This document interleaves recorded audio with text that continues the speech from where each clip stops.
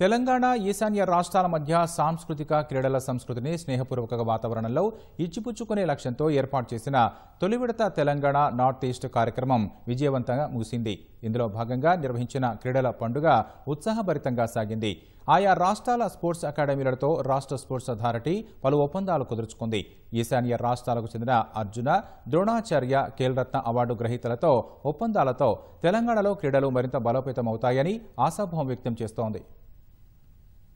తెలంగాణకు ఈశాన్య రాష్ట్రాల మధ్య సాంస్కృతిక క్రీడాభివృద్ధి కోసం ఏర్పాటైన తెలంగాణ నార్త్ ఈస్ట్ కనెక్ట్ కార్యక్రమం ఆద్యంతం ఉల్లాసభరితంగా సాగింది. తొలి విడతలో సాంస్కృతిక, సాహిత్య, క్రీడలు, సినిమాలపై కార్యక్రమాలు జరిగాయి. క్రీడలపై ప్రత్యేక దృష్టి పెట్టిన అధికారులు పలు ఒప్పందాలు చేసుకున్నారు. మొదటి రోజున అర్జున, ద్రోణాచార్య అవార్డు గ్రహీతలతో గచ్చిబౌలి స్టేడియంలో పలు స్పోర్ట్స్ క్లినిక్లు ఏర్పాటు చేశారు. రాష్ట్రానికి చెందిన ఔత్సాహిక క్రీడాకారులకు, కోచ్లకు ప్రత్యేక శిక్షణ అందించారు. ఈశాన్య రాష్ట్రాల క్రీడా అధికారులతో స్పోర్ట్స్ సెమినార్లు నిర్వహించారు. ఈ నెల 21న రెండవ రోజు గోపీచంద్ అకాడమీలో బ్యాడ్మింటన్ పోటీలను గవర్నర్ జిష్ణుదేవ్ వర్మ ప్రారంభించారు. తెలంగాణ, నార్త్ ఈస్ట్ రాష్ట్రాల జంట్ల మధ్య పోటీలు నిర్వహించారు. కార్యక్రమంలో Telangana sports authority chairman Sivasena Reddy, రాష్ట్ర ప్రభుత్వ క్రీడల సలహాదారు Jitender Reddy, vice chairman and managing director Soni Baladevi, ఇతర అధికారులు పాల్గొన్నారు. అనంతరం Telangana north east sports entrepreneur క్రీడా జర్నలిస్టుల సమావేశం జరిపి క్రీడాభివృద్ధిపై చర్చించారు.